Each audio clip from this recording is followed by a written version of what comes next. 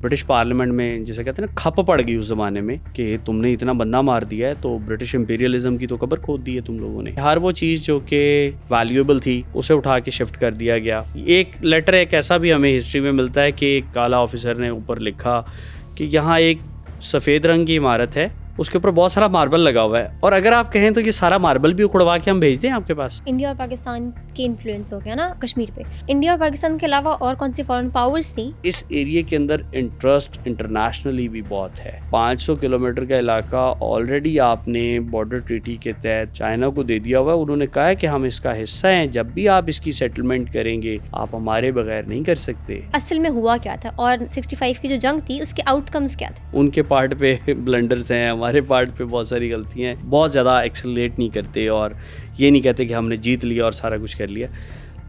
ہم ہارے بھی نہیں. آپ کو پتہ ہے کہ انڈیا پاکستان دونوں کی فوجی امداد جو امریکہ کرتا رہا اس کے تحت پاکستان ایئر فورس کو بہت سپیریورٹی ملی. وہ کون ہے جس کو آپ بلیم کریں گے ایسٹ اور ویسٹ ونگ کے سیپریٹ ہونے میں؟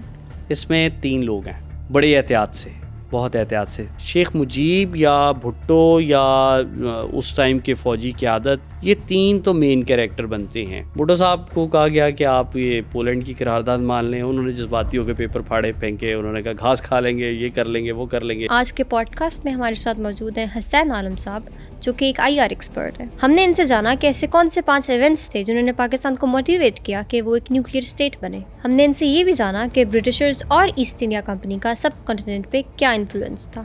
انہوں نے ہمیں یہ بتایا کہ 48 اور 65 کی جنگ کی وجہ کشمیر ہی کیوں تھا. آخر میں انہوں نے ہمیں یہ بتایا کہ 71 کی وار کا اصل ملزم کون ہے. ان سب سوالوں کے جواب جاننے کے لیے اس پوڈ کاسٹ کو انت تک ضرور دیکھیں. السلام علیکم حسین عالم صاحب, کیسے ہیں آپ؟ میں ٹھیک ہوں. ہم اگر پاکستان اور انڈیا کی ہسٹری دیکھیں تو اس سے پہلے ایک سب کانٹیننٹ ہوتا تھا اور سب کانٹیننٹ پہ برٹشرز کا حکومت تھا, ایسٹ انڈیا کمپنی کا راج تھا. تو کیا آپ ہمیں ایسٹ انڈیا کمپنی کی کچھ ہسٹری بتا سکتے ہیں, فارمیشن کیسے ہوئی تھی؟ اچھا, آپ نے بڑا ہسٹوریکلی ایک سٹارٹ کیا اور میرے دماغ میں آ گیا کہ اس سے پہلے ایسٹ انڈیا کمپنی سے پہلے مغلوں کی حکومت تھی. تو اس زمانے میں پہلی سفارت جو ہے وہ اکبر اعظم کے دور میں یہاں آئی اور انہوں نے 3 چیزیں تحفے میں بھیجیں. ایک انگریز عورت, ایک شراب کی بوتل اور ایک چھاپا خانہ یا ٹائپ رائٹر سمجھ لیں. تو خاتون کو بھی ایکسیپٹ کر لیا گیا, شراب کی بوتل بھی ایکسیپٹ کر لی گئی, اور چھاپا خانہ انہوں نے کہا نہیں اس کی ہمیں ضرورت نہیں ہے. اور ترکی والوں نے ایکسیپٹ کر لیا تھا. تو آپ یہ دیکھیں کہ وہ آپ سے کتنا آگے ہیں.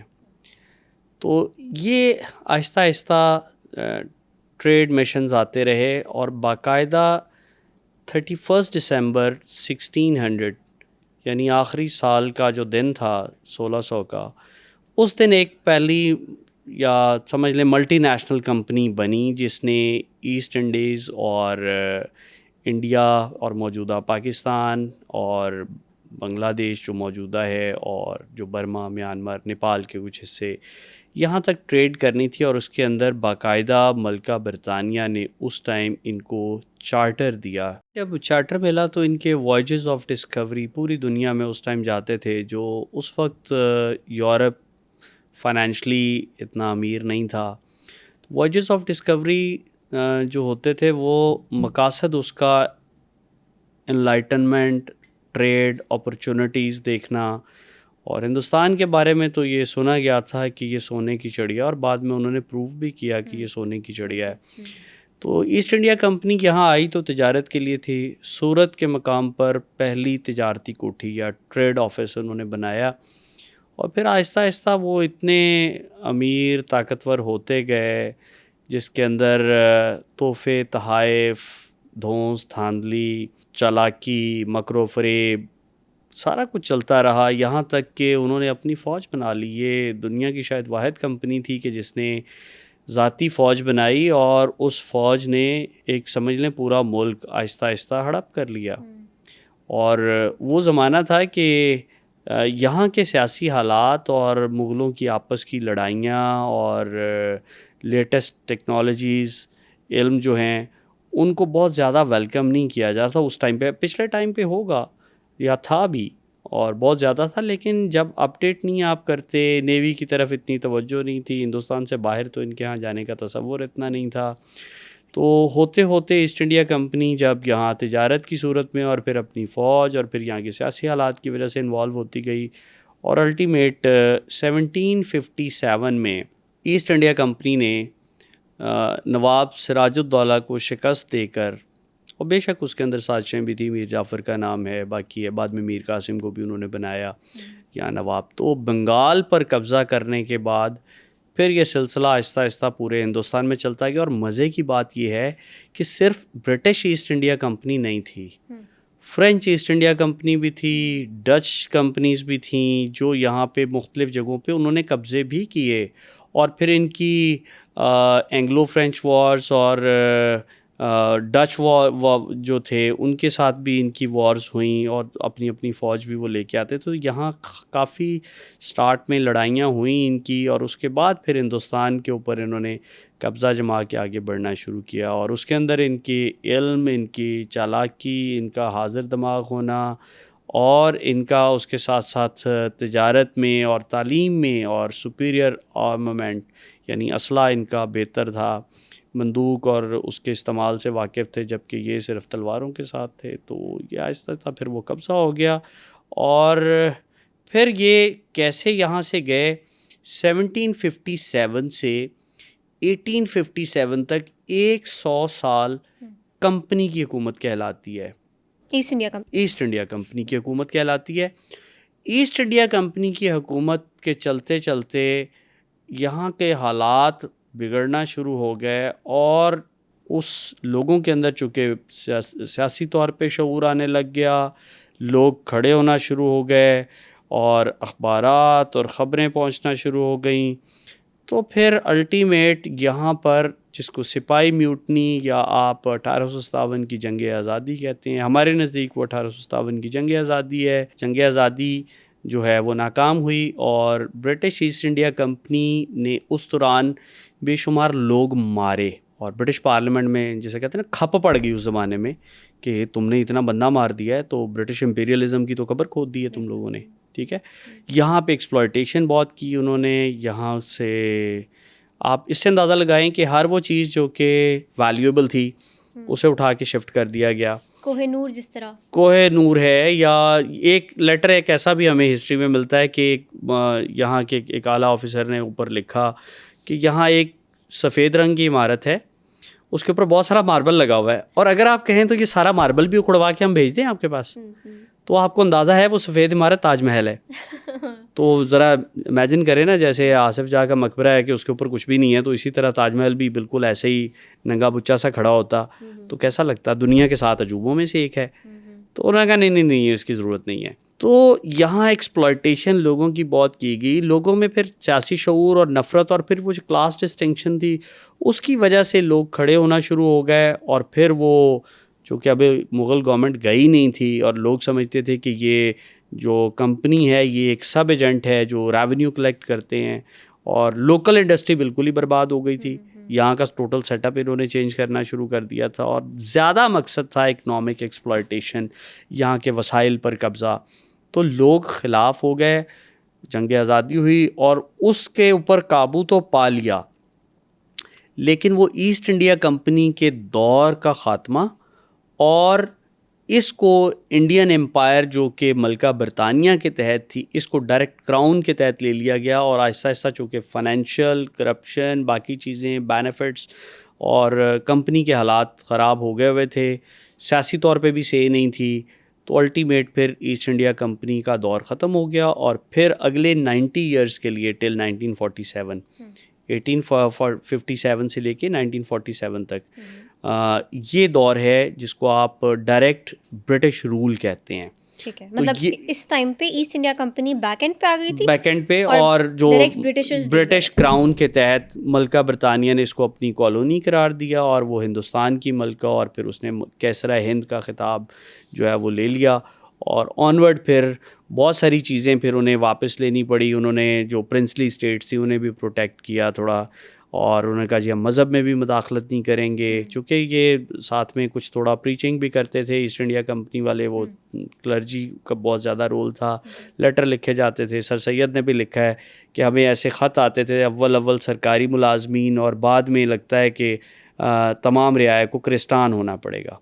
تو یہ وہ لفظ ہیں جو اردو میں ان کے لیٹر سے ہم نے اسی طرح لکھے ہوئے پڑھے ہیں. تو لوگوں کو تھا کہ ہمارے مذہب میں مداخلت کر رہے ہیں اور ہماری ٹریڈ بھی ختم ہو گئی, ہمارے یہاں کے جو سسٹم تھا زبان بدل دی, انگریزی کر دی فارسی سے, پھر کچھ عرصہ اردو اور پھر اردو کو پیٹرنائز کیا گیا. تو یہاں کا سیٹ اپ بدلنے سے لوگوں کے اندر نفرت بڑھ گئی. بے شمار ایسی ریزنز تھی جس کی بنا پہ جنگ آزادی, اور پھر اس کے بعد ایسٹ انڈیا کمپنی ختم اور اگلے 90 ایئرز جو ہے وہ برٹش راج, پیور راج سٹارٹ ہوتا ہے. اچھا, ایسٹ انڈیا کمپنی کے بارے میں آپ ابھی بتا رہے تھے کہ انہوں نے کیا کیا غلط کیا. اب اس میں ایک کلاس سسٹم بولا ہے, دوسرا وہ ہمارے یہاں سے سارا جو قیمتی چیزیں تھیں وہ ساری اپنے ملک میں اپنے میوزیم میں لے گئے. اس کے علاوہ اکنامک ایکسپلائٹیشن کہا جاتا تھا کہ مدر لینڈ کو ضرورت ہے, تو یہ چونکہ بہت ڈیولپڈ اور فرٹائل فلیٹ لینڈ تھی, تو یہاں کی فصلیں, یہاں پہ را مٹیریل, اور ادھر انڈسٹریل ریولوشن بھی پھر آ گیا ہوا تھا. تو آپ دیکھیں نا کہ وہاں تو کمپنیاں فیکٹریاں بن کے انہیں ضرورت تھی, اور اس نے تو ترقی کو بہت زیادہ جسے کہتے ہیں نا 4 چاند لگا دیے. لیکن چھوٹا سا تو برطانیہ ہے آپ کے پورے پنجاب جتنا, تو وہ پوری دنیا پہ انہوں نے حکومت کی, اور وہ کہتے تھے کہ برطانوی راج جو ہے اس کے اوپر سورج غروب نہیں ہوتا. تو ایک جگہ پہ اگر سورج غروب ہو رہا تو کسی دوسری کالونی میں وہ سورج جو ہے طلوع ہو رہا ہوتا تھا. تو وہ پھر بہت ساری پھر چینجز بھی لائے یہاں. اچھا, مجھے بتائیں کہ جب ایسٹ انڈیا کمپنی یہاں پہ تھی تو سب کانٹیننٹ میں, تو انہوں نے ایڈمنسٹریٹو چینجز کیا سوسائٹی میں دیے؟ فیبرک, ہماری جو سوسائٹی کی فیبرک ہے اس کو کیسے چینج کیا؟ ہاں, سوشل فیبرک کے ساتھ ساتھ بہت ساری وہ چینجز لائے جس کے اندر یہاں پہ انہوں نے ایڈمنسٹریٹو سیٹ اپ دیا. دیکھیں, نفرت تو لوگوں میں ابھاری جاتی ہے یا کہا جاتا ہے, لیکن ایسا نہیں ہے کہ برطانیہ والوں نے کچھ کیا ہی نہیں. انہوں نے بے شک کیا اپنے لیے تھا. اب یہاں پہ مثلاً وہ ریل کا نظام لے کے آئے جو اس سے پہلے نہیں تھا. اس کے علاوہ وہ یہاں جمہوریت لے کے آئے, ٹھیک ہے, جو اس سے پہلے ضلع سبحانی اور بادشاہ سلامت والا سسٹم تھا. آپ کے یہاں پہ سوسائٹی کے اندر بہت ساری چینجز, آپ کا لباس بدل گیا, مغربی ہو گیا, جیسے ہم اب ٹائی شائی لگا کے پینٹ شرٹ پہن کے بابو بن کے بیٹھے ہوتے ہیں. تو یہاں پہ تو کھلا لباس پہنا جاتا تھا اور لوز کپڑے, اور چونکہ گرمیوں والا یہاں پہ موسم رہتا ہے زیادہ, تو یہاں پہ کھلے جوتے پہنے جاتے تھے. بند بوٹ کا تصور انہوں نے دیا. یہ کرسی جس پہ ہم بیٹھے ہوئے ہیں یہ بھی برٹش لے کے آئے, ٹھیک ہے. اسی طرح یہاں پہ جو آفیسر کٹ ہے, یہ جیسے ہم اب مرد موسٹلی کرواتے ہیں, یہ بھی وہ لے کے آئے تھے. اس سے پہلے تو مغلوں کے دور میں یا پرانے دور میں تو پٹے یا بال لمبے رکھتے تھے مرد. تو یہ ایک چینج تھی. اکنامک چینجز لے کے آئے.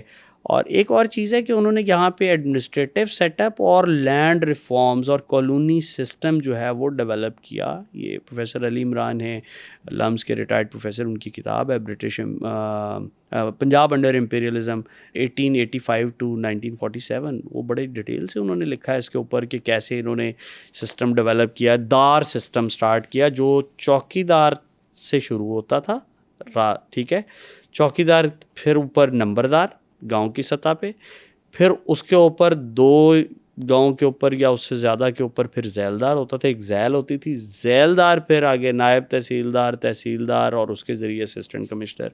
تو یہ جو سیٹ اپ دیا تھا انہوں نے, اس کے اندر نہ صرف گاؤں کی خبر, جاسوسی کا نظام, بلکہ اس کے ساتھ ساتھ جو ریونیو سسٹم ہے, مالیے کا نظام ہے, لینڈ ریونیو, پانی کی تقسیم, نہری پانی جو ہے.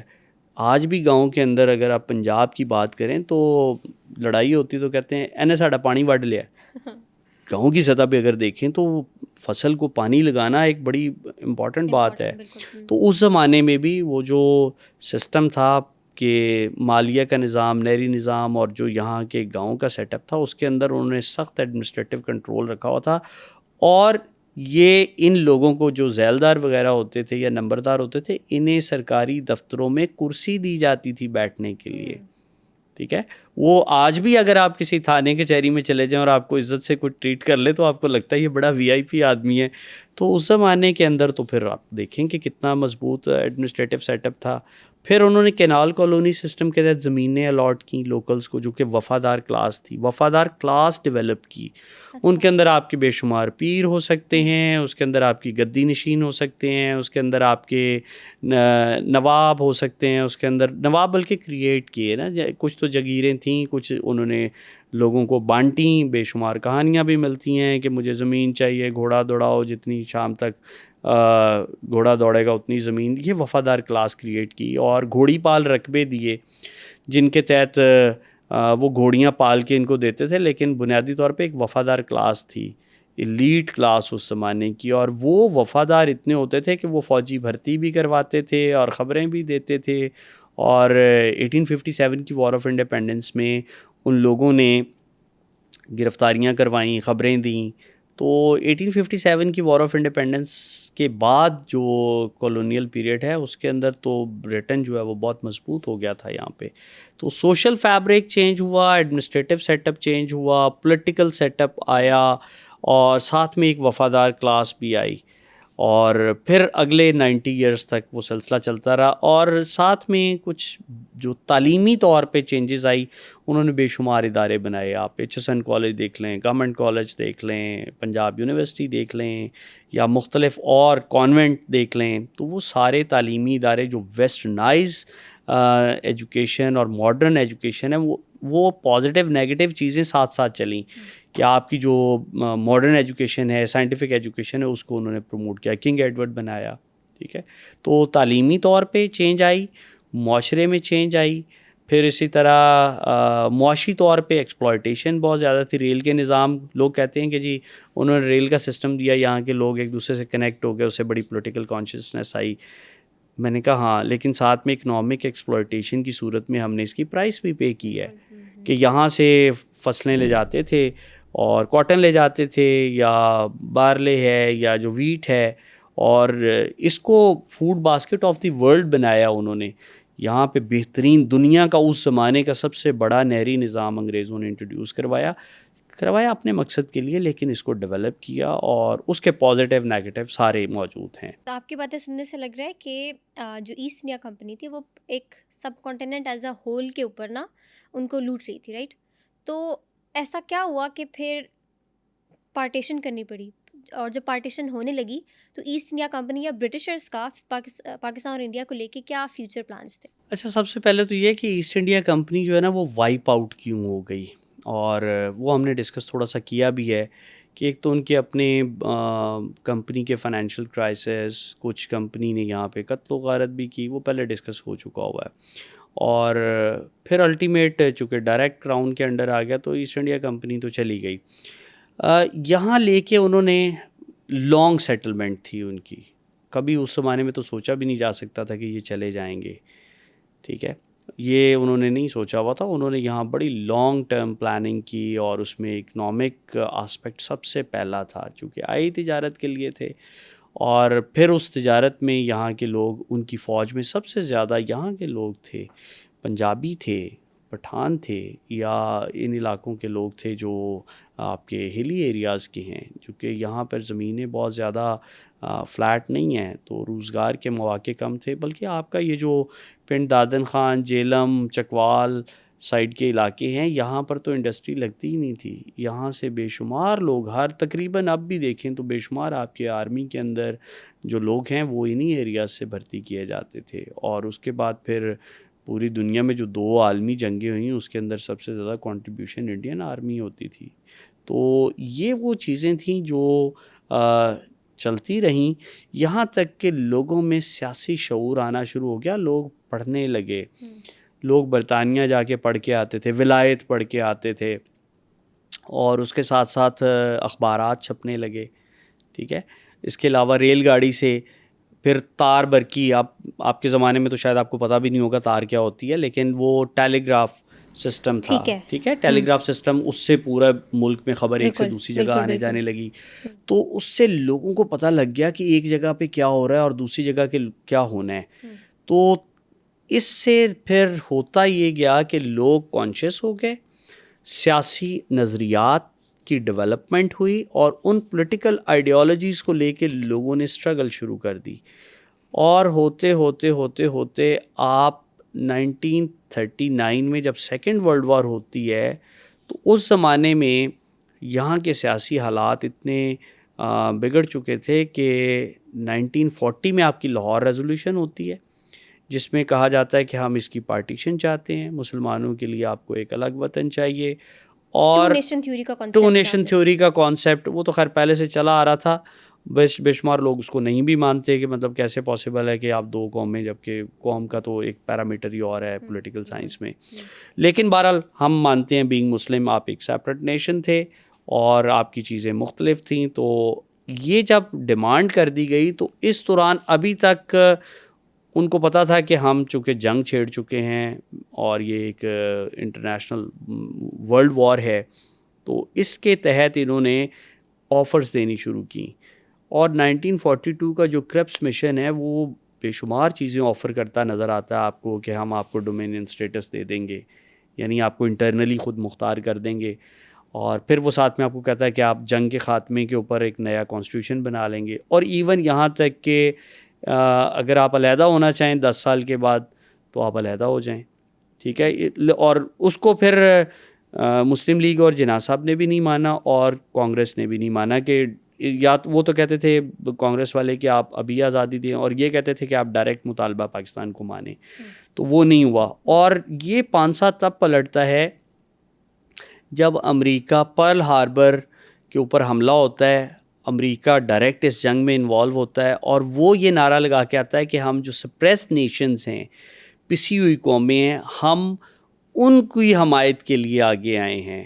ہم جاپان کی اور باقی جو جرمنی کی اور جاپان کی اور باقی ملکوں کی جو ایکسپینشنسٹ پالیسی ہے ہم اس کے خلاف ہیں. تو اس کے اوپر پھر انہیں ہندوستان کی جو تحریک ہے اس کے اوپر بھی سپورٹ کرنا پڑی, اور وہ ایک ایسا تھا کہ جنگ کے خاتمے کے بعد ان کو پھر آزادی دے دی جائے گی, چونکہ جنگ کے اندر فائنانس انوالو ہوتے ہیں اور لوکل لوگوں کی سپورٹ کے بغیر آپ جنگوں میں پارٹیسپیٹ نہیں کر سکتے. اور پھر وہ جو اگست 5 1945 کا جو اٹامک بلاسٹ ہے جو ناگاساکی اور ہیروشیما کے اوپر گرایا گیا, تو اس کے بعد پھر جاپان نے بھی ہتھیار ڈال دیے, اور امریکہ اس زمانے میں بھی ڈیولپ تھا, فائنینشلی امیر تھا. اور پھر وہ انہوں نے کہا کہ جی چونکہ جنگ بند ہوئی ہے 15 اگست کو, تو ہم 15 اگست 1948 سے پہلے آپ کو آزادی دے دیں گے. اور پھر وہ ہمارے سامنے ہے کہ ہم نے 3 جون پلان آیا, اور اس کے تحت پھر یہ ملک 2 حصوں میں ڈیوائیڈ ہو کے انڈیا اور پاکستان کی صورت میں سامنے آتا ہے. پارٹیشن کے ٹائم پہ دونوں ملکوں کی جو ملک تو نہیں تھے اس وقت, دونوں اقوام جو تھیں ہندو اور مسلمس, ان کا سوچنے کا زاویہ کیا تھا, وہ کیا سوچ رہے تھے؟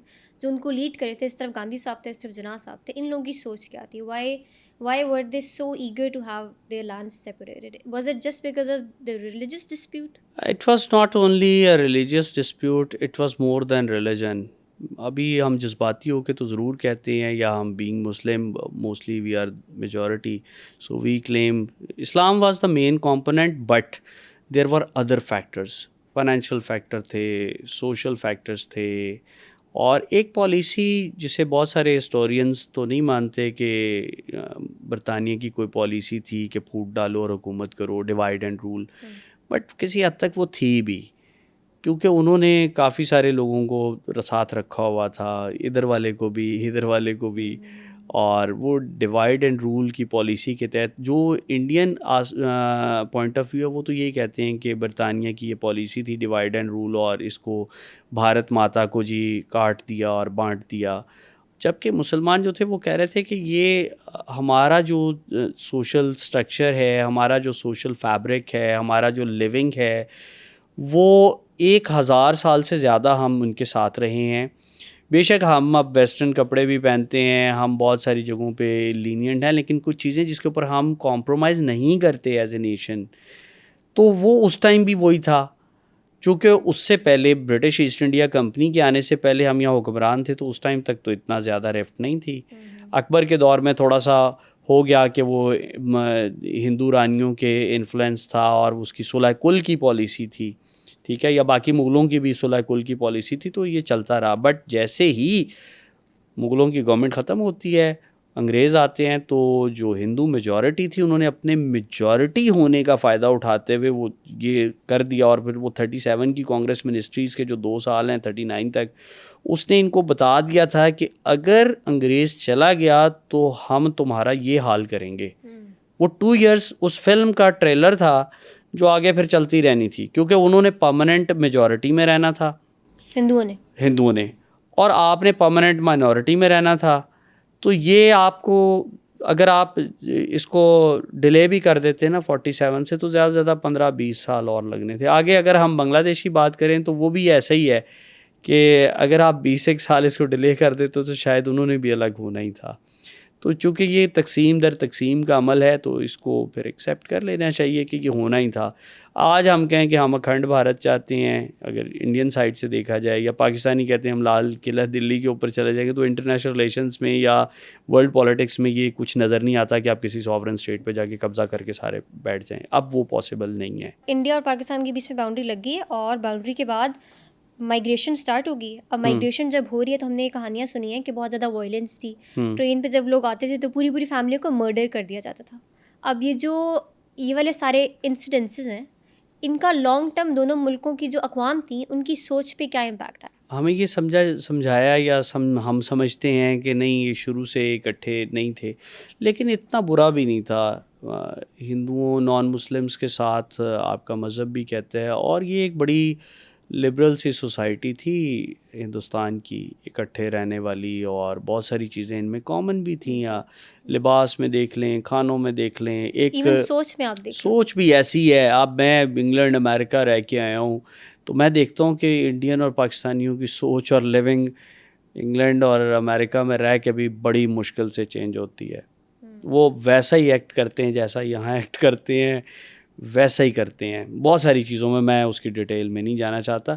امپیکٹ اس کا, اور پہلے ہم ڈسکس کر لیتے ہیں کہ وہ اتنے سارے مطلب جنونیت کیا ہوئی. جو عقل مند پڑھے لکھے لوگ ہیں وہ تو آج اس چیز کو اون نہیں کرتے, ٹھیک ہے, کہ اجاکھاں وارث شاہ نو, ٹھیک ہے, تو وہ پوائنٹ آف ویو میں تو سمجھتا ہوں کہ وہ غلط ہوا, لیکن اس کی پیچھے ایک ہسٹری ہے پوری. اور وہ جو 1000 سال کی غلامی تھی نا مسلمانوں کے نیچے, جو میں سمجھتا ہوں, اس نے جو محکوم تھے نان مسلمس, ان کے اندر ایک نفرت کا جذبہ پیدا کیے رکھا, ریبیلیس ایٹیٹیوڈ آ گیا. یس, ایک. دوسرا یہ تھا کہ 2 سکھوں کے گرو جو ہیں مغلوں نے بغاوت کے شبہ میں وہ مرڈر کروا دیے. تو گروؤں کی تو بڑی ویلیو ہے سکھوں میں, اینڈ دے کنسیڈرڈ کہ بڑے سیکرڈ ہیں, اور خاص طور پہ گرو ارجن کا جو مرڈر ہے وہ نفرت تاریخی طور پہ سکھوں کے دل میں بھی تھی. اور پھر الٹیمیٹ وہ بندہ بیراگی نے بھی بے شمار بندے مارے تھے اگر ہسٹری میں ہم دیکھیں تو. یہ وہ نفرت جو ہے 47 میں, جو میں سمجھتا ہوں کہ وہ اتنی کھل کے سامنے آئی کہ ہمسایوں نے ہمسایوں کے مرڈر کیے, انسانیت چیختی رہی, کوئی 2.5-3 لاکھ سے زیادہ لوگ مار دیے گئے. اس کے پیچھے جو ہسٹری کا پریجوڈس ہے, جو متعصب تاریخ لکھی گئی, پڑھائی گئی. اگر آپ انڈین ہسٹری پڑھیں جو کسی ہندو رائٹر نے لکھی ہے تو وہ بھی بائسڈ ہوگی, اور اگر آپ میرے جیسے دیگر جو مسلمان ہیں, میں نہیں سمجھتا کہ ہم ان بائسڈ لکھ سکتے ہیں. بہت کم ہے کہ ہم ان بائسڈ لکھیں. ہم تعصبات پازیٹیو یا نیگیٹو, ہم عقیدتوں میں ہسٹری لکھتے ہیں یا ہم نفرتوں میں لکھتے ہیں, اور بیلنس نہیں رکھ پاتے. یہ ایک بڑا ڈائلما ہے ہسٹری کا. اور پھر اس کے اندر وہ کہ عزیز کی کتاب ہے مرڈر آف ہسٹری, اس کے اندر بہت ساری غلط چیزیں بھی ہیں جو اس نے پوائنٹ آؤٹ کی ہوئی ہیں ایک رائٹر کے طور پہ, اور بہت سارے ہسٹری کے پوائنٹ آف ویو اور ورژنس ہیں. اگر آپ nationalist Indian point of view دیکھیں وہ اور ہے, پرو پاکستان پرو اسلامک جو پوائنٹ آف ویو ہے وہ اور ہے, لبرل پوائنٹ آف ویو اور ہے, نیشنلسٹ پوائنٹ آف ویو اور ہے.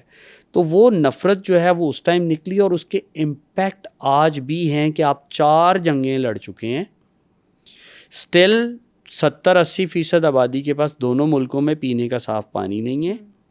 تعلیمی طور پہ ہم لوگ کافی پیچھے ہیں, ہم اسپیشلی انڈینس کا آگے ہیں. اور بہت ساری ایسی چیزیں ہیں کہ جو ابھی بھی اتنے پڑھے لکھے آئی ٹی کے اور گلوبلائزیشن کے اور ایک سیلولر ورلڈ جو پوری دنیا میں انگلیوں کی پوروں پہ آ گئی ہے، اس میں بھی نفرت ہے. اور ہم وہ جو پچھلا ہم نے بویا ہوا ہے نا دونوں قوموں نے اور ان کے بڑوں نے، نام لیے بغیر میں بتا رہا ہوں، وہ نفرت آج بھی آپ کو نظر آتی ہے. اور وہ نفرت لوگوں کے دلوں میں بھی ہے. ٹھیک ہے، ایک پڑھی لکھی کلاس ایمرج ہو رہی ہے جو ینگ ہے، وہ اس سے نکلنا چاہتی ہے. وہ چاہتے ہیں کہ بارڈر سافٹ ہوں، سارک کو آپ کریں یا کلچرل ایکسچینج ہو، وہ مواقع پہ آپ کو نظر آتا ہے. بٹ یہ ہر دو طرف سے ہوتا ہے، یہ ایک ملک کی طرف سے نہیں ہوگا یا چند ایک لوگوں کی طرف سے، کوئی سیفما والے آ جائیں یا ادھر سے کوئی مطلب جو خواتین ہیں ان کی طرف سے آ جائیں یا آرٹسٹ لوگ آ جائیں. ایسا نہیں ہے. یہ بڑے وائڈ لیول پہ اس ہسٹری کو ری رائٹ کرنے کے لیے آپ کو بہت ساری چیزیں جو ہے نا وہ سافٹ کرنی پڑیں گی اور تعصبات ختم کرنے پڑیں گے، جو کہ بہت مشکل کام ہے. ٹھیک ہے، مطلب ایک پرماننٹ لوگوں کی سوچ میں سوئچ آ گیا، اس کے بعد وہ سوچ آج تک چینج نہیں ہو سکی. پوری نہیں چینج ہوئی. اب کافی چینج آئی ہے لیکن پوری چینج نہیں ہوئی. مطلب آپ وہاں پہ دیکھیں تو کچھ بھی ہو جائے تو وہ پاکستان پہ الزام لگ جاتا ہے، آپ کے سیکیورٹی اداروں پہ لگ جاتا ہے. یہاں کچھ ہو جائے تو ہمارا فوراً شک جاتا ہے کہ سرحد پار سے کیا ہے. تو ہو سکتا ہے کوئی انٹرنیشنل کر رہا ہو یا کوئی اور ایلیمنٹ ہوں، کوئی اور کلٹس بھی ہوں یا کسی لوکل بندے کو یوز کیا ہو، لیکن فٹافٹ یہی ہوتا ہے. اور آپ پچھلے کئی الیکشنز دیکھ لیں جو ساتھ والے ملک میں ہوئے، وہاں پر الیکشن سے پہلے ایک چیز تھی، اب تھوڑی سی چینج آئی ہے، ورنہ وہ بارڈر پہ ٹینشن بڑھا دیتے تھے اور اس کے نام پہ وہ ووٹ گریب کرتے تھے. 1948 پہ ایل او سی پہ ہمارے حالات خراب ہوتے ہیں اور کشمیر والی سائڈ پہ ایک ایشو کریٹ ہو جاتا ہے. مجھے بتائیں کہ دونوں سائڈس پہ ایسا کیا ماحول تھا کہ 1948 کی کشمیر میں ایک جنگ سٹارٹ ہو جاتی ہے؟ یہ جب برٹش یہاں سے گئے ہیں تو اس ٹائم پر جو ریاستیں آزاد ہوئیں وہ کوئی 630-35 کے قریب تھیں، جو پرنسلی اسٹیٹس تھیں، جن کے ساتھ کوئین کے یعنی کراؤن کے معاہدے تھے کہ آپ کو انٹرنلی ہم اٹانومس رکھیں گے اور ایکسٹرنلی اور ڈیفینس وائز جو ہے نا وہ آپ ہم پہ ڈیپینڈنٹ ہوں گے. ان کے ساتھ جو ہے وہ ان کے معاہدے تھے. اور جب برطانیہ جاتا ہے تو وہ یہ کہہ دیتے ہیں کہ آپ اپنے نزدیک جو آپ کو سوٹ کرتی ہے ریاست انڈیا یا پاکستان، آپ اس کو جوائن کر لیں. موسٹلی پرنسلی اسٹیٹس انڈیا میں تھیں، انہوں نے ان کو جوائن کر لیا. پاکستان میں دیر، سوات، ریاست بہاولپور یا یہ ادھر کلات وغیرہ ہے، انہوں نے پاکستان کو جوائن کر لیا یا جوائن کروا دیا گیا. ٹھیک ہے، حالات کے مطابق. لیکن 3 ایسی ریاستیں تھیں جنہوں نے اپنی آبادی، جغرافی اور عوام کی اکثریت کی بنا پہ اس کو ڈیلے کیا. اس میں مناودر ہے، اس کے اندر منگرول ہے، اس کے اندر آپ کی نظام حیدرآباد دکن کی ریاست ہے. نظام اس کے حکمران کو کہا جاتا تھا اور وہ مغل دور سے وہ کافی انڈیپینڈنٹ ہو گئے ہوئے تھے لیٹر مغلس کے دور میں. تو یہ ریاستیں تھیں اور ایک طرف جموں اور کشمیر تھا. کہ جموں اور کشمیر کا مسئلہ جو ہے یہ 1849 کے جو پنجاب کی فتح ہے ایسٹ انڈیا کمپنی کے ہاتھوں، یہ اس کے بعد سے چلا آ رہا تھا، کیونکہ جو بھاری تاوانِ جنگ تھا اس کے لیے کشمیر کی ریاست جو ہے وہ جموں کے مہاراجہ کو، اس کو ڈوگرا گلاب سنگھ کو بیچ دی گئی 75 لاکھ نانک شاہی روپے کے عوض. اور وہ سلسلہ چلا آ رہا تھا اور وہ انٹرنلی جو ہے نا وہاں پہ آبادی 80% سے زیادہ مسلمان تھی. باقی ریاستوں کے اوپر تو بھارت نے قبضہ کر لیا، حالانکہ اس میں سے جو اس کی جوناگڑھ کی ریاست تھی وہ تو پاکستان کے ساتھ انیکسیشن سائن کر چکی تھی. اب بڑی مزے کی بات یہ ہے کہ وہ انیکسیشن رہی، اور جب انہوں نے اس کے اوپر قبضہ کیا تو پاکستان UN میں بھی لے جانے کی کوشش کی، تو ہم پھر خاموش رہے کہ ہم بھی تو ادھر قبضہ کر لیں گے، چونکہ ہمارے ساتھ 3 بارڈرز تو کشمیر کے ملتے ہیں، لوگ مسلمان ہیں، سارا سال راستے یہاں سے کھلے رہتے ہیں. اگر ایک جموں پٹھان کوٹ والا راستہ نہ ہوتا اس زمانے میں تو بھارت کے لیے ممکن نہیں تھا اس پہ قبضہ کرنا. تو وہ جو ایفیلیشن تھی، وہ جو مسلمان آبادی کی اکثریت تھی، اس دور میں جب پولیٹیکلی اتنا زیادہ کانشیسنیس آ گئی اور پورے ملک کو آزادی ملی تو انہوں نے کہا بھی ہمارا کیا قصور ہے. وہ تو 1930 سے بغاوت کر کے بیٹھے ہوئے تھے مہاراجہ کے ظلم کی وجہ سے اور جو باعث بیہیویئر تھا. وہاں پھر شیخ عبداللہ اور یہ غلام عباس جو ہیں ان کی جو سیاسی ڈفرینس تھا, غلام عباس یہاں آ گئے, وہ وہاں رہے. شیخ عبداللہ کی ابھی تیسری نسل وہاں پہ, عمر فاروق عبداللہ اور یہ باقی لوگ جو ہیں یہ وہاں پہ حکمرانی کرتے رہے پولیٹیکلی. تو آگے ہم اس کو پھر مزید ڈسکس کریں گے. لیکن یہ وہ جو مذہب کی بنیاد پہ تھا پاکستان کے قبائلی علاقوں اور پھر پاکستان کی طرف سے جو لوگ مائیگریٹ کرنے لگے اور جو لوگوں نے وہاں پہ آزادی کی جنگ جسے ہم کہتے ہیں وہ شروع کر دی, اور وہ زیادہ تر لوگ دوسری جنگ عظیم کے بعد ریٹائرڈ فوجی تھے, ان علاقوں سے بھرتی ہوئے ہوتے تھے. تو یہ پھر بہت سارا علاقہ انہوں نے آزاد کروایا, اور وہاں پر پھر آپ کی گورنمنٹ نے آزاد حکومت کشمیر کی جو ہے وہ قائم کر دی. سردار ابراہیم کو پہلا پریزیڈنٹ بنایا گیا, اور آنورڈ پھر وہ اب وہ اسے پاکستانی آکوپائڈ کشمیر کہتے ہیں, ہم اسے مقبوضہ جموں کشمیر کہتے ہیں, یعنی بھارت کے قبضے میں ہے. تو وہ انڈین آکوپائڈ کشمیر اور پاکستانی آکوپائڈ کشمیر کی ٹرمز یوز ہوتی ہیں, ہم اس کو آزاد کشمیر کہتے ہیں. اور یہ سلسلہ جو ہے آگے پھر فیوچر میں ابھی تک چلا آ رہا ہے 1947 سے. اچھا, یہ تو انڈیا اور پاکستان کے انفلوئنس ہو گیا نا کشمیر پہ. انڈیا اور پاکستان کے علاوہ اور کون سی فارن پاورز تھیں جو اس پہ انفلوئنس؟ اچھا, بظاہر تو یہ انڈیا اور پاکستان کے درمیان مسئلہ لگتا ہے, لیکن بنیادی جو رائٹ ہے نا وہ تو لوگوں کا ہے. اگر کہیں انڈیا اور پاکستان دونوں کے درمیان میں سے چوز کرنا پڑے تو ڈیفینیٹلی وہ پاکستان کو کریں گے. ایک دوسری چیز یہ ہے کہ اس کی اگر آپ جغرافی دیکھیں کشمیر کی تو اس کے بارڈرز افغانستان قریب رشیا 20 کلومیٹرز کی واخان اسٹرپ اس زمانے کی آپ اگر بیچ میں نکال دیں تو رشیا قریب, چائنا علاقہ ساتھ, ٹھیک ہے, ساتھ لگتا ہے, بھارت, پھر پاکستان. تو 4-5 بین الاقوامی قوتوں کے درمیان میں علاقہ ہے, سب سے بلند ہے, خوبصورت ترین ہے, ٹورسٹ اکانومی میں رول پلے کرتا ہے, اور سب سے بڑھ کے پاکستان کی ایگرو بیسڈ اکانومی ہے, اس کو سمجھیں. اب شاید جنگیں ایٹم بامز والی یا کنونشنل وارفیئر نہ ہو, پانی پہ جنگ ہوگی. آپ کی زرعی زمینیں تو وہ پانی پہ چلنی ہے نا, ڈیم آپ نے بھی نہیں بنائے, اور ادھر سے جو پانی آتا تھا وہ انہوں نے 3 دریاؤں کا تو آپ نے انڈس ہاں بیسن ٹریٹی جو تھی اس کے تحت آپ نے مشرقی 3 دریا ان کو دے دیے ہوئے. آپ کے پاس لے دے کے چناب, جہلم اور سندھ رہ گئے, اور سندھ تو آلریڈی موسٹلی پاکستان میں بہتا تھا, تو آپ کے حصے میں 2 ہی دریا ہے, اور ان دونوں پہ بھی بگلہار اور وولر براج اور اس کے تحت وہ پانی روک لیتے ہیں. تو آپ کے پاس تو اور کوئی آپشن نہیں ہے. تو ایک تو آپ کی agro based economy number 1, number 2 وہ پھر مسلم فیکٹر, وہاں کی آبادی زیادہ, اور جو باقی کے ممالک ہیں ان کی چونکہ بارڈرز لگتے ہیں, اور اس ایریے کے اندر انٹرسٹ انٹرنیشنلی بھی بہت ہے, بہت ساری قوتوں کا. تو جس کی وجہ سے چائنا اس کے اندر پارٹ اینڈ پارسل ہے. جو 500 کلومیٹر کا علاقہ آلریڈی آپ نے بارڈر ٹریٹی کے تحت چائنا کو دے دیا ہوا ہے, انہوں نے کہا ہے کہ ہم اس کا حصہ ہیں, جب بھی آپ اس کی سیٹلمنٹ کریں گے آپ ہمارے بغیر نہیں کر سکتے, ٹھیک ہے. تو اسی سلسلے میں پھر آگے آپ کی جو دفاعی سڑک ہے قراقرم ہائی وے وہ بنی, اور چائنا کے بہت زیادہ انٹرسٹ ہیں پاکستان میں اور کشمیر کو لے کے.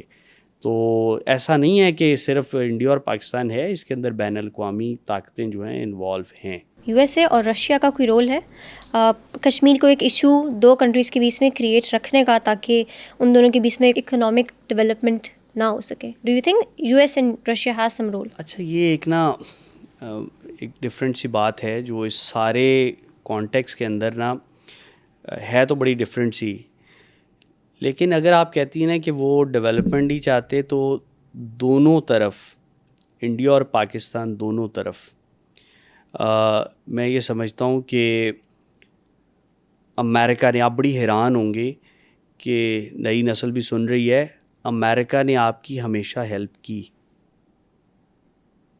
وہ الگ بات ہے کہ وہ مدد اپنے انٹرسٹ کی بنیاد پہ کی, کبھی کمیونزم کو روکنے کے لیے, کبھی افغانستان کے ایشو کے اوپر آپ کی سپورٹ لینے کے لیے, کبھی وار اگینسٹ ٹیررزم میں, کبھی کسی نام پہ. چونکہ ملکوں کے درمیان جذبات نہیں ہوتے, ملکوں کے درمیان انٹرسٹ بیسڈ ریلیشن ہوتے ہیں. تو جس کا جتنا انٹرسٹ ہوتا ہے وہ اس چیز کے اوپر پرہیپس یا may consider, F and but کے درمیان امریکن اور برٹش اسٹیٹمنٹس آتی ہیں. برطانیہ اس کا ایک حصہ اب کسی حد تک ہے اس سارے قضیے کا, کیونکہ وہ اس کا انفینشڈ ایجنڈا چھوڑ کے گئے ہیں. ڈیسائیڈ کر لینا چاہیے تھا اس ٹائم پہ. تو یہ برطانوی دور کا انفینشڈ ایجنڈا ہے. اس کے اندر برٹن اور امریکہ انڈائریکٹلی انوالو ہیں. ڈائریکٹ تو ان کا کچھ نہیں اس طرح لینا دینا, لیکن یس اس پورے ریجن کے اندر کشمیر بہت ویلیویبل ہے. کشمیر ویلیویبل ہے, اور اگر فرض کریں کسی زمانے میں اگر یہ آزاد ہو جائے بالکل ہی دونوں طرف سے, تو وہ نہ انڈیا کے حق میں بہتر ہے, نہ پاکستان کے حق میں بہتر ہے, نہ چائنا کے حق میں بہتر ہے. کہ اگر وہ ایک انڈیپینڈنٹ ہو تو پھر وہاں پر تو کوئی بھی ملک آ سکتا ہے. وہ ہمیں نہیں پتا اس کا کیا پرسپیکٹیو ہوگا, لیکن اس کے اوپر بہت سارے تھنک ٹینکس نے بات کی ہوئی ہے, اور پتہ ہے کہ اس کے اثرات اور طرح سے ہوں گے خطے کی اکانومی پہ, ڈیفینس پہ, اور یہاں کی اسٹریٹجک جو چیزیں ہیں اس کے اوپر. اس لیے وہ بالکل آزاد تو آج بھی اسی لیے نہیں ہو سکا. اگر فلی امریکہ کو دے دیا جائے تو پھر رشیا کہاں جائے گا, تو پھر چائنا کہاں جائے گا, تو پھر بھارت دنیا کی ایک 5ویں بڑی اکنامک کنٹریبیوٹر ہے, اور پھر پاکستان کے اپنے جو عوام ہیں ان کی ایک جذباتی ایفیلیشن ہے, تو وہ کوئی بھی پیچھے ہٹنے کے لیے تیار نہیں ہے. تو انٹرنیشنل قوتیں اس کے اندر انوالو ہیں کشمیر کے اندر, لیکن وہ ایف اینڈ بٹ اور پرہیپس اور مے سوٹس اور ہونا چاہیے, کریں گے, ہو جائے, ہونا چاہیے, بس اس طرح کھیلا جاتا ہے. لیکن پھر بھی جو نئی نسل ہے وہ سوشل میڈیا کے تھرو, یا چلیں آپ چھوڑ دیں اس کو, لوگ کیا کہتے ہیں, لوگ ملنا تو چاہتے ہی ہیں, لیکن آپ کی جو لوکل اکانومیز ہیں وہ تبھی بوسٹ کرتی ہیں جب ٹورزم جو ہے اس کو آپ انکریج کریں. اور وہ پوری دنیا کے اندر لوکل کنٹریز جو ریجنل ہوتے ہیں وہ ایک سے دوسرے ملک جاتے ہیں. میں شینجن ایریا میں گیا, ہمیں پتہ ہی نہیں لگتا کہ کب آپ ایک ملک سے دوسرے ملک میں چلے گئے ہیں. کوئی بارڈر سافٹ کر دی ہیں انہوں نے. ہمارے ہاں چونکہ پیچھے نفرت ہے, پیچھے تاریخ کا پورا 1000 سال کا ایک چنک, اور 47 والا ایک علیحدہ سے ہے, پھر 4 جنگیں بھی ہم لڑ چکے ہیں. تو وہ اس طرح سے نہیں ہے. عوام چاہتے ہیں ملنا, لیکن یہ دونوں طرف سے ہے. پاکستان بڑی دفعہ ڈائلاگ کی پیشکش کر چکا ہے, لیکن آپ سارک جیسا پلیٹ فارم دیکھ لیں جس نے ریجنلزم کو پروموٹ کرنا تھا, ریجنل بلاک بننے تھے. سافٹا ہے, ٹھیک ہے, South Asia free trade association ہے, سیفما ہے, فری میڈیا ایسوسیشن ہے, لیکن ابھی تک وہ ہو نہیں سکا. اب چلیں بنگلہ دیش میں چونکہ اسٹوڈنٹ ریولوشن آ گیا, تو شاید اب بنگلہ دیش سپورٹ کرے اور اب اس کا اجلاس ہو, اور اب شاید چیزیں تھوڑی سی سافٹ ہو جائیں. بہت زیادہ توقع تو نہیں ہے, لیکن ایسا ہے کہ تعلیم دیں, لوگوں کو ملنے دیں, ٹریڈ, لیکن مین کور ایشو کو آپ ڈسکس کیے بغیر یہ نہیں کر سکتے, کیونکہ آپ کا جتنا فنیٹک یا ریلیجیس اور ایموشنل عوام کا جذبات کا جو فلو ہے, وہ کہتے ہیں کہ ایک طرف آپ وہاں کشمیر کے اندر انڈین مرڈر کر رہے ہیں, دنیا کی سب سے بڑی جیل بنائی, دوسری طرف آپ آلو پیاز اور ٹماٹر, اس کے لیے تو نہیں ہم نے آزادی لی تھی اور نہ اتنی قربانیاں دی تھیں. تو وہ فیکٹر اپنی جگہ. اور ادھر اگر آپ انڈین لوگوں سے ملیں, بات کریں, تو شاید وہ بھی تنگ تو ہیں, لیکن ادھر بھی سیاسی شکست ہر اس پارٹی کی ہے جو کشمیر پہ ڈائلاگ کو سپورٹ کرے گا. اس لیے وہ اب انہوں نے اور طریقے اپنائے ہوئے ہیں کشمیر کے اندر. تو بس یہ کوشش تو یہی ہے کہ عوام کی سپورٹ کے ساتھ کچھ ہو جائے, جو کہ عملی طور پہ نظر نہیں آتا. اچھا, مطلب 1948 کے بعد لوگوں کا نیریٹو اتنا چینج نہیں ہوا. People on both side were still hating on each other. ان کے اندر وہ نفرتیں, ہاں, لیکن پچھلے 10-15 سال سے ہوا. ٹھیک ہے, پچھلے 15-10 سال سے کم ہو گئی نفرت. ہاں, کم ہو گئی. اس کے بعد اگر آپ دوبارہ دیکھیں تو 1965 کی جو وار ہے, that is again located around Kashmir. اس کشمیر ایشو پہ ہی دوبارہ جنگ ہو جاتی ہے آپ کی. تو اگر آپ کہہ رہے ہیں کہ کچھ بہتری آئی ہے, تو جنگ نہیں ہونی چاہیے تھی, تو دوبارہ 65 کی جنگ کیسے ہو گئی؟ ہسٹوریکلی اگر ہم دیکھیں تو میں اپنی بات نہیں کہوں گا, میں کہوں گا کہ آپ ایئر مارشل اصغر خان کا انٹرویو سن لیں اور اس سے پتہ چل جائے گا کہ جنگ کیسے سٹارٹ ہوئی تھی. آل ان سڈن ایسے نہیں ہوا تھا. ہم ایکسپیکٹ کر رہے تھے کہ ہندوستان حملہ کرے گا بین الاقوامی بارڈر کو کراس کر کے, لیکن اس سے پہلے رن آف کچھ ہو چکا تھا, آپریشن جبرالٹر ہو چکا تھا. تو توقع تھی کہ یہ ہوگا. چونکہ کشمیر کی آزادی کا نعرہ تو یہاں پاکستان میں ہمیشہ ہر پارٹی کا ہے, اور ادھر بھی کشمیر کو لے کے وہ لوگ بڑے مطلب جذباتی ہیں, اور ادھر انہوں نے اس کی ڈیموگرافی چینج کرنے کی بھی کوشش کی, پاپولیشن چینج کرنے کی کوشش کی, کشمیری پنڈتوں کو لا لا کے بسایا گیا. ٹھیک ہے, تو یہ جو 65 کی وار ہے یہ ایک دن کا نتیجہ نہیں تھا. ٹھیک ہے, اور اس جنگ کے اندر بھی پاکستان توقع کر رہا تھا امریکہ سے. مزے کی بات یہ ہے کہ پاکستان ناراض ہو گیا امریکہ سے کہ آپ نے تو ہماری ہیلپ کرنے کے لیے کہا تھا, تو آپ نے دونوں پہ پابندیاں لگا دیں. اور ایسے جب پاکستان کی آرمی نے کافی ایڈوانس کر لیا اور مختلف علاقوں پہ اور بنکرز پہ جب قبضہ کیا, تو وہاں سے جو اسلحہ ملا اس کے اوپر ایڈ فار پاکستان لکھا ہوا تھا. وہ انہوں نے اس کی پیکنگ بھی نہیں چینج کی, ایڈ فار پاکستان کاٹ کے نیچے انڈیا لکھ کے انہیں دے دیا. کیوں؟ کیونکہ 1962 میں چائنا کے ساتھ انڈیا کی وار ہو چکی تھی, اور چائنا کی بڑھتی ہوئی ریجنل پار اور فوج کو لے کے اور فوجی طاقت کو لے کے بھارت نے پوری دنیا کے اندر یہ کہا ہوا تھا کہ ہم تو نان الائن ہیں, ہم غیر جانبدار ہیں, لیکن ہمیں چائنا سے خطرہ ہے, ہماری ہیلپ کریں.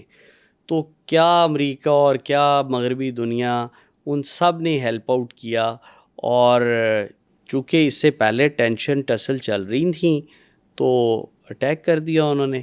وہ بھی ایک بڑی دلچسپ کہانی ہے, اس کو جب آپ پڑھتے ہیں تو بہت ساری اس کے اندر ان کے پارٹ پہ بلنڈرز ہیں, ہمارے پارٹ پہ بہت ساری غلطیاں ہیں, لیکن بہرحال اوور آل آپ یہ کہہ سکتے ہیں کہ یہ جنگ آپ نے دفاع کے پوائنٹ آف ویو سے جیت لی تھی. یہ جو بھی آپ نے ہمیں بتایا کہ جیت لی تھی, if you give us an unbiased opinion, اصل میں ہوا کیا تھا, اور 65 کی جو جنگ تھی اس کے آؤٹ کمز کیا تھے؟ 65 کی جو وار ہے, نو ڈاؤٹ پاکستان نے اپنے سے 3 گنا بڑی فوج کو شکست, یا چلیں اپنا ڈیفینس بڑی کامیابی سے کر لیا. ہم اس کو ذرا بہت زیادہ ایکسلریٹ نہیں کرتے اور یہ نہیں کہتے کہ ہم نے جیت لیا اور سارا کچھ کر لیا. ہم ہارے بھی نہیں. ہم نے ان کے بہت سارے علاقوں پہ, کھیم کرن ہے, یہ ادھر فیروز پور کے کچھ ایریاز ہیں, ادھر مونا باؤ ہے, ہم نے ان کا قبضہ کر لیا. 5353 پوائنٹ ہے کشمیر میں, ادھر کیا اسے کہتے ہیں جموں کی طرف بھی کافی ایڈوانسمنٹ تھی ہماری. اور سیکنڈ ورلڈ وار کے بعد سب سے بڑا جو ٹینکوں کی جنگ کا مارکا ہے وہ بھی ہم کلیم کرتے ہیں کہ ہم نے بھارتی ٹینکوں کا قبرستان بنا دیا. ایم عالم کے مشہور ترین ورلڈ ریکارڈ ہے کہ 1 منٹ میں 5 بھارتی جہاز گرا دیے.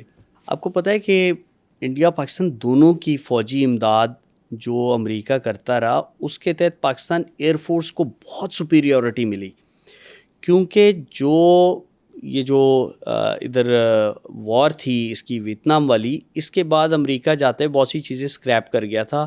ان میں بہت سارے جو سیبر طیارے تھے نا, اکرام سہگل نے ابھی 2 دن پہلے وائس آف امریکہ کو انٹرویو دیا ہے, تو وہ کہتے ہیں کہ بہت ساری امداد ہمیں ملی ادھر سے, اور انڈیا کو بھی ملی. ادھر تو پورا آرمڈ ڈویژن اور پھر مختلف انہوں نے جہاز بھر کے دیے.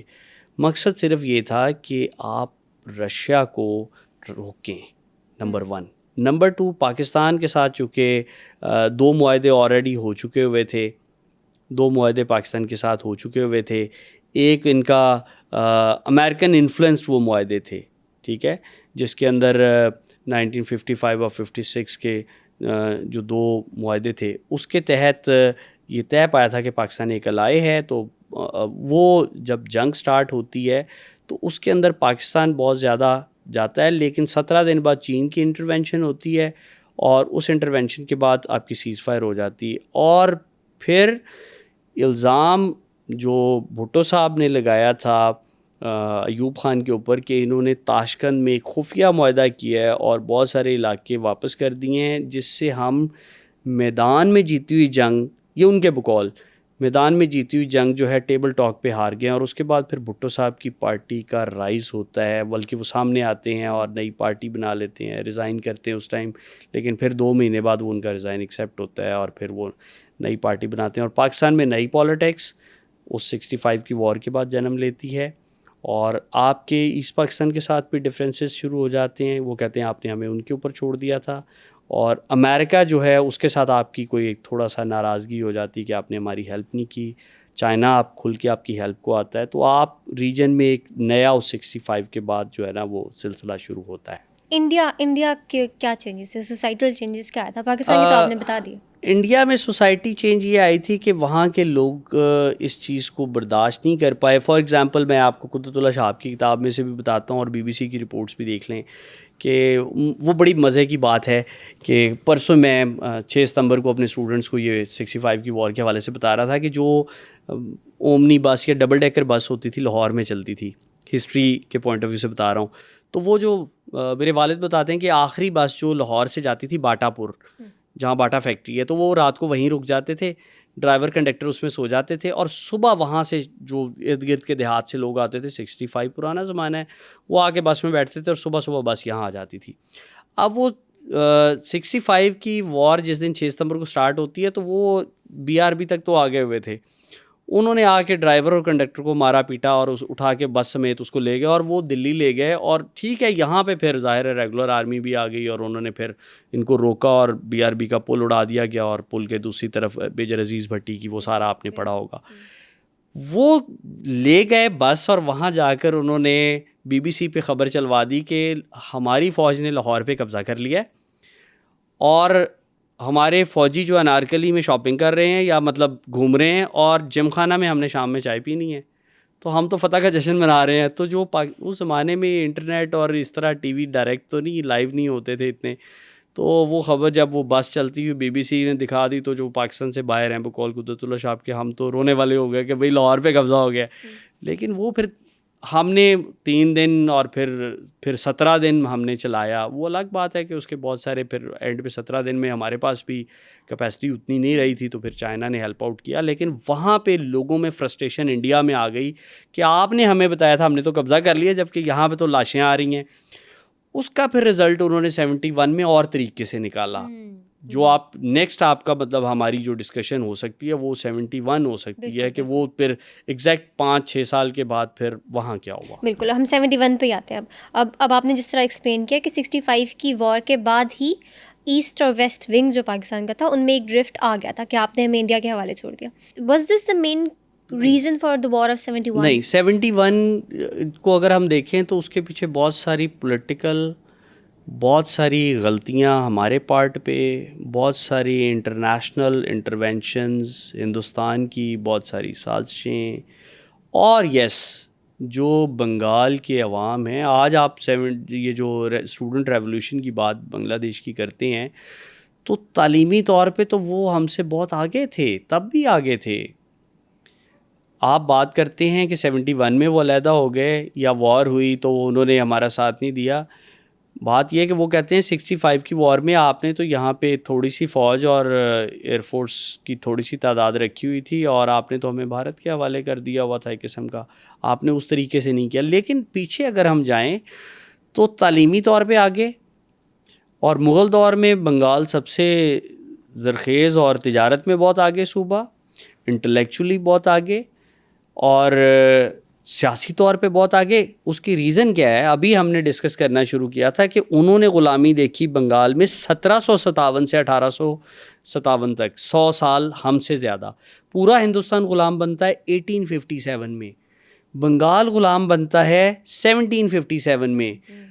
ہم نے پورے اوور آل انڈیا نے تقریباً 90 سال دیکھی ہوگی, ٹھیک ہے, غلامی. انہوں نے آپ سے 100 سال پہلے غلامی دیکھ لی, یعنی صرف بنگال کو آپ دیکھ لیں.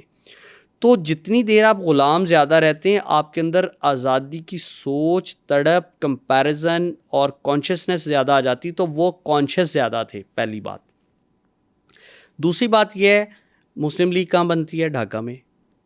اچھا, آگے چل کے پارٹیشن آف بنگال جب ختم ہوتی ہے تو سب سے زیادہ افیکٹ وہ ہوتے ہیں, مسلم میجورٹی کا صوبہ تھا ایسٹ بنگال. پھر آپ آگے چلتے ہیں 1940 میں آ جاتے ہیں, تو جو لاہور ریزولوشن ہے وہ اے کے فضل الحق پیش کرتا ہے, وہاں کا پریمیئر ہے جو. اس کے بعد آپ جب مسلم لیگ کی بات کرتے ہیں تو مسلم لیگ وہاں پہ اس طریقے سے گرپ نہیں رکھ پاتی، اور آپ زبان کے ایشو کے اوپر جب ان کو دبانے کی کوشش کرتے ہیں، اور پھر بعد میں جس طریقے سے گورنمنٹس ہم نے گرائیں، خواجہ ناظم الدین کی گورنمنٹ گرائی، تو انہوں نے کہا ایک پنجابی گورنر جنرل نے ایک بنگالی وزیر اعظم کو فارغ کیا ہے.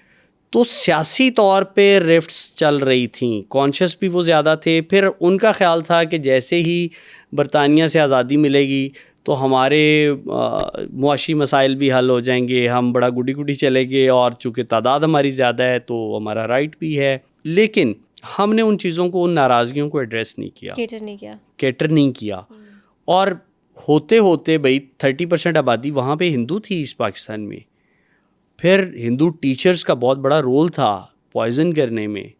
اور اس کے ساتھ ساتھ پھر ہمارا جو یہاں پر پولیٹیکل سیٹ اپ تھا، 58 میں پہلا مارشل لا لگ گیا اور وہ 10 سال رہا، اور وہ دبا کے رکھنے کی جو پالیسی تھی، سیاسی مسائل کو ہم ڈنڈے کے زور پہ حل کرنے کی کوشش کرتے رہے. تو انہوں نے کہاں ساتھ دینا تھا. 65 کی فرسٹریشن انڈیا میں بھی تھی، عوام کا پریشر تھا. تو یہ نظریات کی جو جنگ تھی اس کو ایکسپلائٹ کیا گیا، اور 1971 میں ہمارا فال آف ڈھاکہ ہو گیا. وہ ایک دن کی بات تو نہیں ہے، اس کی تو کازز بہت زیادہ ہیں، لیکن بہرحال آپ یہ سمجھ لیں کہ پولیٹیکلی کانشیس زیادہ تھے. ہم نے ان کی ناراضگیوں کو ایڈریس نہیں کیا، کیٹر نہیں کیا. آپ کے اوپینین میں وہ کون ہے جس کو آپ بلیم کریں گے ایسٹ اور ویسٹ ونگ کے سیپریٹ ہونے میں؟ اس میں 3 لوگ ہیں بڑے احتیاط سے، بہت احتیاط سے. شیخ مجیب الرحمان کو اگر دیکھا جائے تو ایز بنگالی نیشنلسٹ اس کی چیزیں بہت ایگزیجریٹ کی ہوئی تھیں، ڈیمانڈز ان ریئلسٹک تھیں. بھارت کا اس کے اندر رول بہت زیادہ تھا. اس کی ڈیمانڈ 6 پوائنٹس تھے، بھٹو صاحب نے کہا 5.5 پوائنٹ تو میں نے مان لیے تھے، ٹھیک ہے. اور ایوب خان کے دور میں جب جنرل ٹکا خان نے وہاں پہ آپریشن کیا تو اس کو ڈھاکہ کا قصاب یا بچر آف ایسٹ پاکستان کا ٹائٹل دیا گیا. وہ فوجی آپریشن ہوا. اس کے ساتھ ساتھ پچھلے 23-24 سال کی نفرت چل رہی تھی، ڈیولپمنٹ ہم کرواتے نہیں تھے. آپ شہاب نامہ کو ذرا پڑھیں نا، نئی نسل، تو آپ کو بہت ساری چیزیں، میں وہ جو فینٹیسیز ہیں اس کی بات نہیں کر رہا، شہاب نامہ میں بہت ساری فینٹیسیز بھی ہیں اور بہت ساری کتابیں ہیں، ٹھیک ہے. میں نے ڈھاکہ ڈوبتے دیکھا، وہ پڑھ لیں، صدیق سالک کی پڑھ لیں، یا کوئی اور انڈیپینڈنٹ کتاب پڑھ لیں، تو آپ کو پتہ لگے گا کہ یہ تو 1947 سے ہی وہ چیزیں تھیں جو چل رہی تھیں. تو شیخ مجیب یا بھٹو یا اس ٹائم کے فوجی قیادت، یہ 3 تو مین کیریکٹر بنتے ہیں. لیکن اس کے ساتھ ساتھ فیکٹرز اور بہت زیادہ ہیں جو انسٹیگیٹ کرتے گئے، اور پھر وہ موقع بر موقع چیزیں ہوتی رہیں. گنگا طیارے کا اغوا، وہاں سے وہ جہاز اغوا کر کے لے آئے. انہوں نے کہا جی ہم کشمیری مجاہد ہیں، ہم نے فٹافٹ لوگوں کو آزاد کروایا، جہاز کو تیل چھڑک کے آگ لگا دی. انہوں نے کہا آج کے بعد آپ کا جہاز یہاں سے اڑ کے ایسٹ پاکستان نہیں جائے گا، اوپر سے نیپال کے اوپر سے چائنا کے اوپر سے چکر لگا کے جاؤ. وہ تو یہ چاہتے تھے، ایک جہاز انہوں نے قربان کیا، آپ سمجھ ہی نہیں سکے.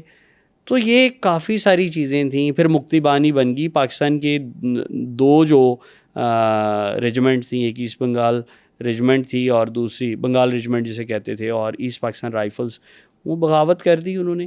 اور یہ جو ابھی انقلاب آیا ہے، یہ بیگم خالدہ ضیاء کے جو شوہر تھے میجر ضیاء الرحمان، وہ بعد میں پھر جنرل ضیاء الرحمان بنے. تو انہوں نے وہ جو بنگلہ بندو نہیں مانتے نا اس کو، حسینہ واجد کے والد کو، شیخ مجیب الرحمان کو، وہ کہتے ہیں پاکستان سے علیحدگی کا اور بنگلہ دیش بننے کا اعلان چٹاگانگ ریڈیو پہ قبضہ کر کے میں نے کیا تھا. تو وہ ایک بڑا طبقہ ہے جو اس کو شیخ مجیب الرحمان کے مقابلے میں بانی سمجھتا ہے بنگلہ دیش کا. تو کافی سارے لوگ ہیں، کسی ایک بندے کو آپ آئیڈینٹیفائی کر کے نہیں کہہ سکتے یہ غدار تھا، اس کی وجہ سے پاکستان ٹوٹا ہے. اس کے اندر ہم سارے ذمہ دار ہیں. ہم لوگ کیا کرتے تھے کہ جیسے ہی وہاں سے کیا اسے کہتے ہیں فلائٹ کوئی آئی ہے، اسلام آباد میں لینڈ کی ہے، تو ہم اسے اسلام آباد ہی دکھاتے تھے، وہ نیا نیا کیپٹل بنا تھا. وہ آگے سے طنز کرتے کہتے ہمیں تو یہاں سے نا جوٹ کی بو آتی ہے، پٹسن کی. وہ سمجھتے تھے ہماری ایکسپلائٹیشن، پٹسن کو اتنی بڑی مہنگی بھی نہیں تھی کہ ٹھیک ہے پوری دنیا میں پاکستان جوٹ ایکسپورٹ کرنے والا سب سے بڑا ملک تھا، زیادہ ہم کماتے تھے، لیکن اتنا بھی نہیں کہ بس ساری کی ساری ہم پاکستان کے اندر جتنی ڈیولپمنٹ ہے وہ وہاں سے ہوئی تھی. ہم نے ان مسائل کو حل کرنے اور سمجھنے کی کوشش بھی نہیں کی. تو وہ پھر ہوتے ہوتے ایک سے زیادہ فیکٹرز اور ایک سے زیادہ شخصیات ہیں جس کو آپ کہہ سکتے ہیں فوری طور پہ تو آپ یہ 3 کہہ سکتے ہیں کہ یہ میجر کریکٹرز تھے، لیکن پیچھے کام چل رہا تھا 48 سے. انڈیا کا بھی ایک رول رہا ہے بنگلہ دیش کی انڈیپینڈنس میں، right? India was always rooting for Bangladesh to be an independent state. East اور ویسٹ ونگ توڑنے کی تیاری ان کی شروع سے تھی.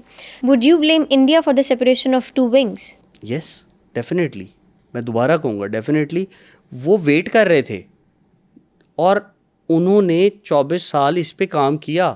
اندرا گاندھی کا بھی رول. اندرا گاندھی نے تو اس دن کہہ دیا تھا نا جب ایسٹ پاکستان الگ ہو گیا، فال آف ڈھاکہ، اس نے کہا آج میں نے نظریہ پاکستان اٹھا کر خلیج بنگال میں ڈبو دیا ہے.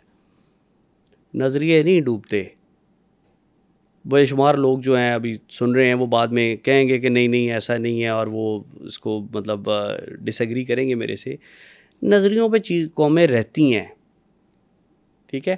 میرا ذاتی ہے پوائنٹ آف ویو یہ ہے، نظریے نہیں ڈوبتے. ہاں ہم نے اس نظریے کو بچانے کے لیے کیا کچھ نہیں، ہم نے زبانی کلامی لپ سروس دی، اور بھارت نے اس موقع کا فائدہ اٹھایا. جیسے ایک گھر میں 2 بھائی ہم رہ رہے ہیں، ہمارے درمیان اختلاف ہو جائے تو فائدہ پھر دشمن نے اٹھا لینا ہے. تو ہم وائی ناٹ کہ ہم اپنے بھائی سے ڈائلاگ کر لیتے. بھٹو صاحب کو کہا گیا کہ آپ یہ پولینڈ کی قرارداد مان لیں، انہوں نے جذباتی ہو کے پیپر پھاڑے پھینکے، انہوں نے کہا گھاس کھا لیں گے، یہ کر لیں گے، وہ کر لیں گے، لڑیں گے. وہ جذباتی وہ ویڈیو کبھی کبھی دکھاتے ہوتے ہیں چینلز کے اوپر. تو وائی ناٹ کہ آپ کوئی کنفیڈریشن بنا لیتے، کوئی اس ٹائم فوج ودرا کرا لیتے، 90,000 قید ہونے سے بچ جاتی. سیاسی فیصلے، سیاسی بصیرت کی کمی اور ڈنڈے کے زور پہ پولیٹیکل معاملات حل کرنا. لیکن یس انڈیا کا اس کے اندر رول تھا اور ڈیفینیٹلی تھا. اچھا 71 کی وار کے بعد 71 میں ایسٹ اور ویسٹ ونگ سپریٹ ہو گئے دونوں سائڈس پہ. اب انڈیا اور پاکستان کی ہم بات کریں، بنگلہ دیش کو ہم نے نکال دیا. انڈیا اور پاکستان کی جو اقوام تھی ان کی سوچ میں تبدیلی کیسے آئی، اسپیشلی پاکستان والی سائڈ پہ؟ اب ان کا ایک جسم کا حصہ ان سے ٹوٹ گیا ہے، ان کو پتہ ہے کہ انڈیا اس میں انوالوڈ ہے. تو پاکستان کے لوگوں کی سوچ میں تبدیلی کیسے آئی انڈیا کو لے کے؟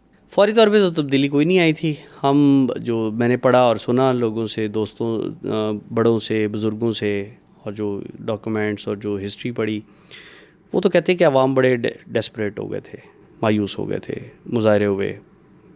اور اگر آپ ینگ فوجی قیادت جو اس زمانے کی تھی، ان کا ریئیکشن بڑا اور طرح کا تھا. ٹھیک ہے، وہ آپ پڑھ سکتے ہیں ہسٹری کے اندر کہ انہوں نے کیسے ریئیکٹ کیا تھا. اور اسی طرح پاکستان کے اندر جو مایوسی تھی اس کو پھر ایڈریس کیا ذوالفقار علی بھٹو نے. بڑی کرزمیٹک پولیٹیکل پرسنالٹی بھی تھے وہ. انہوں نے وہ 90,000 قید کروائے جو ہوئے تھے، ان کو چھڑوایا. پھر سمجھوتا ایکسپریس چلی، شملہ سمجھوتا ہوا، یہاں سے وہ گئے، مذاکرات ہوئے، اور آنورڈ پھر آہستہ آہستہ جو دوسری اسلامک سمٹ تھی وہ پاکستان میں ہوئی، اور پھر ہم نے بنگلہ دیش کو مان لیا. اور مان لینے کے بعد پھر ایک چینج جو آئی 74 میں، آئی تھنک بھارت نے اپنا پہلا ایٹمی دھماکہ کیا تھا. تو 75 یا 76 میں بھٹو صاحب نے قدیر خان صاحب سے بات کی، اور اس کے بعد وہ جو ہمارے والا ایٹم بم ہے اس کے اوپر کام، نیوکلیر پرولیفریشن کے اوپر کام شروع ہو گیا، اور پھر وہ چلتا رہا کام. وہ بھی ایک بڑی دلچسپ داستان ہے، کسی اگلے چنک میں یا ہم ڈسکس کریں گے کہ وہ کیسے بنا اور اس دوران کیا کیا ہوتا رہا. اور یس مزے کی بات یہ ہے کہ امریکہ نے اس کے اندر آپ کی ہیلپ کی انڈائریکٹ. تو یس تو نیوکلیئر ٹیسٹ بنانے میں ہیلپ کی. بہرحال وہ ریفرنس کے ساتھ بات کروں گا کہ کیسے ہیلپ کی. بالکل. اس کے نیوکلیئر ٹیسٹ تک پاکستان کا اور انڈیا کا جو ریلیشن شپ تھا، پاکستان کو کس چیز نے موٹیویٹ کیا کہ پاکستان ایک نیوکلیئر پاور بن جائے؟ ڈیفینیٹلی وہ 71 کی ڈیمائز تھی، سیڈ ڈیمائز تھی، which forced Pakistan and Bhutto wanted to restore the image کہ جی تمہارا اس کو علیحدہ کرنے میں رول ہے. اس نے وہ ایٹامک پروگرام کا بانی تھا، اور بھٹو صاحب نے اس کے اندر پھر بڑا رول پلے کیا. ان کا بڑا مشہور نعرہ ہے کہ ہم گھاس کھا لیں گے لیکن ایٹم بم بنائیں گے.